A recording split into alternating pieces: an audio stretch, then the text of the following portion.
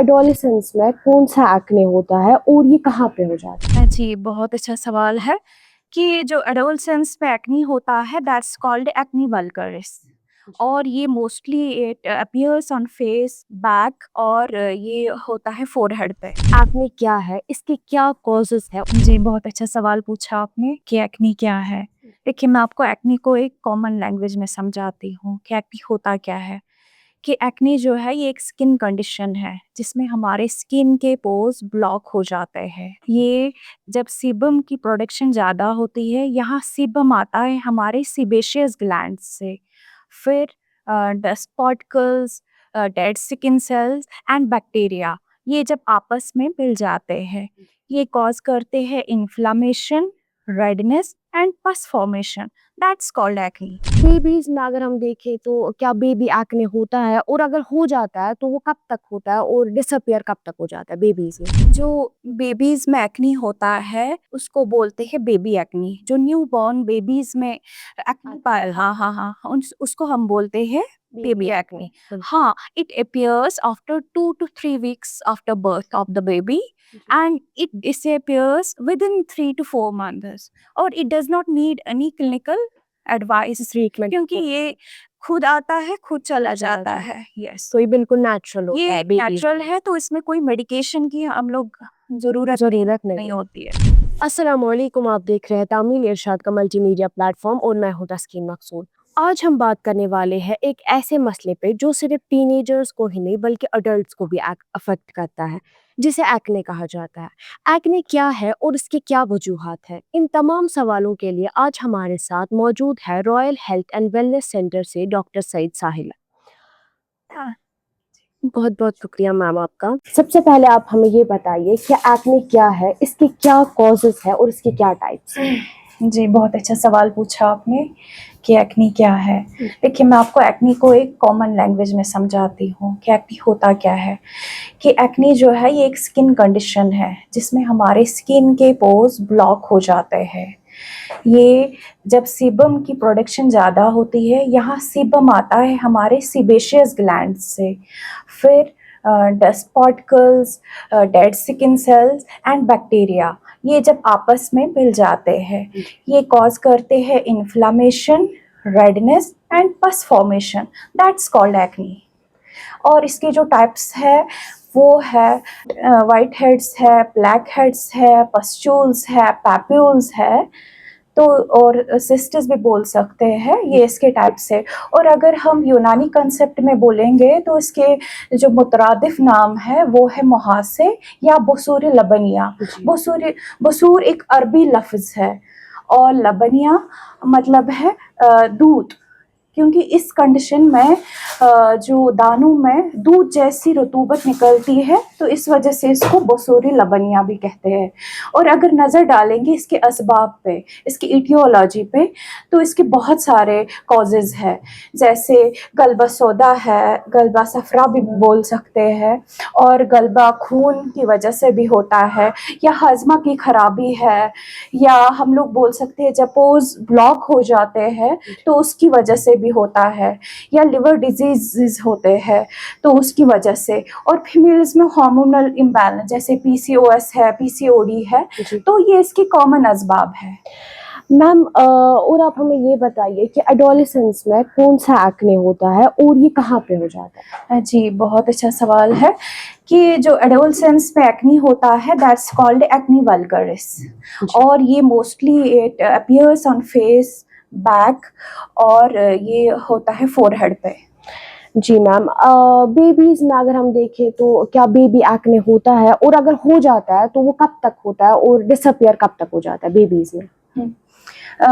जो बेबीज में एक्ने होता है उसको बोलते हैं बेबी एक्ने। जो न्यू बॉर्न बेबीज में एक्ने एक्ने हो हाँ जाता हाँ है हाँ उसको हम बोलते हैं बेबी बेबी एक्ने। एक्ने। हाँ, it appears after 2 to 3 weeks after birth of the baby जी। and it disappears within 3 to 4 months और it does not need any clinical advice treatment की क्योंकि कोई ये ज़रूरत खुद आता है खुद चला चला जाता जाता है। है। यस, तो ये बिल्कुल नेचुरल होता है ये बेबीज़ नेचुरल में। है तो इसमें कोई मेडिकेशन की हम लोग ज़रूरत नहीं ज़रूरत नहीं नहीं है। होती है। मैम आप एक्ने जो होता है टीनेजर्स या अडल्ट्स में तो उसका क्या नेचुरल ट्रीटमेंट रहता है और उसकी स्कार्स भी रह जाते हैं तो उसके लिए क्या ट्रीटमेंट रहेगा लेकिन नेचुरली? देखिए, यूनानी कंसेप्ट में हम लोग फेशियल कपिंग करते हैं, leech therapy is available, new advanced herbal medicine are also available, they are very effective. जैसे अगर हम लोग सिंगल मेडिसिन की तरफ अपना रुझान डालते हैं कि जी। क्या, जैसे शात्रा है, चिराता है और नीम है। जैसे किसी को एक्ने आ गया तो हम लोग रिकमेंड करते हैं नीम का पेस्ट लगाए, नीम का क्योंकि पेस्ट। ये एंटीबैक्टीरियल है तो बहुत फ़ायदा देता है। और टर्मरिक, सिंगल ड्रग्स में मैं बात कर रही हूँ, टर्मरिक ये एंटी इन्फ्लामेटरी का काम करता है और ये एंटी बैक्टीरियल भी है। और अगर हम और ड्रग्स की बात करें तो शात्रा है, चिरायता है, तो इसका हम लोग पेशेंट्स को जोशांदा या खेशांदा की सूरत में बोलते हैं कि आप ले लो, तो इंशाल्लाह बहुत फ़ायदा करता है। एक्ने और उसकी हाँ, स्कार्स। और एक्नी स्कार्स की आपने बात की, एक्नी और एक्नी स्कार्स की हम लोग पेशेंट्स को एलोवेरा जेल और जी। लेमन ग्रास ऑयल और टी ट्री ऑयल, ये एक जी। ज़बरदस्त नुस्खा है किसके लिए? एक्नी और एक्नी स्कार्स के लिए। बिल्कुल। तो जो भी इसको इस्तेमाल करता है माशाल्लाह बहुत फ़ायदा करता है। तो मैम अगर हम रिस्क फैक्टर्स की बात करें तो क्या-क्या रिस्क फैक्टर्स है एक्ने के लिए? जैसे रिस्क फैक्टर्स बहुत सारे हैं। जैसे फॉर एग्जांपल मैंने बोला हार्मोनल इम्बैलेंस, ये भी एक रिस्क फैक्टर है। हाँ, अगर आप डेयरी प्रोडक्ट्स यूज़ करते हैं, किसी किसी जगहों पे हम लोगों ने ये भी देखा है कि डेयरी प्रोडक्ट्स लेने से एक्नी एग्रीवेट हो जाते हैं। और दूसरा है जेनेटिक्स, जी। मतलब if your parents had acne then आपको चिल्ड्रंस को भी होने के चांस इम्कानात होते है। हैं। जी। हाँ, अगर ग्रीसी ऑयली एनवायरनमेंट में आप रह रहे हैं तो उस वजह से भी होता है। जी। और एनवायरमेंटल फैक्टर इसका रिस्क बिल्कुल। फैक्टर है। बिल्कुल। तो मैम अगर हम देखें आज की यूथ का तो आज की यूथ का लाइफ़स्टाइल डिफरेंट है, हैबिट्स डिफरेंट है, तो आपकी क्या मैसेज रहेगी आज की यूथ के लिए? देखिए, मैं तो यही मैसेज देना चाहूँगी कि अपने फूड में विटामिन सी, विटामिन ई और पानी का इस्तेमाल करो, जी। क्योंकि यहाँ पे मैं नाज़रीन का रुख अपनी ओर करना चाहती हूँ कि जो फीमेल ज़्यादा पीसीओएस की वजह से शिकार है या उनको अक्सर हार्मोनल एक्ने फेस पे आ जाते हैं, तो इंडिया की सबसे बड़ी ऑथर जो रजूता दिवाकर है, वो विटामिन सी का रोल बहुत अच्छा बोलती है कि ये आयरन एब्जॉर्प्शन को अच्छा करता है और ये कॉर्टिसोल लेवल को भी कम कर देता है। तो विटामिन सी ले लीजिए। हम लोग को सिर्फ इस बात की मालूमात थी कि विटामिन सी एंटीऑक्सीडेंट है और ये एंटी इन्फ्लेमेटरी का काम करता है, या हाँ, ये कोलेजन बढ़ाता है। मेन थिंग कि कोलेजन इससे बढ़ जाता है। बट अगर आप विटामिन सी ले लेंगे तो इंशाल्लाह उससे भी काफ़ी स्किन इश्यूज कम हो सकते हैं। तो मैम अब आप ये बताइए कि यूथ के लिए आपकी क्या मैसेज रहेगी?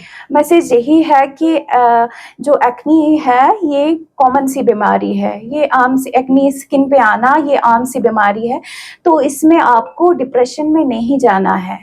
जी। मैंने बहुत सारे पेशेंट्स को और मैंने बहुत सारे जो केसेस देखे हैं जिनके फेस पे एक्नी आ जाता है, तो वो अंडर कॉन्फिडेंट हो जाते हैं। हाँ, सेल्फ कॉन्फिडेंस अपना लो हो जाता है। उनका। So take good diet, proper sleep और use natural products for your skin, और अपने सेहत का भी खास ख्याल रखें और अपने स्किन का भी खास ख्याल रखें, क्योंकि आपकी खूबसूरती और आपका सेहत हमारी फर्स्ट प्रायोरिटी है।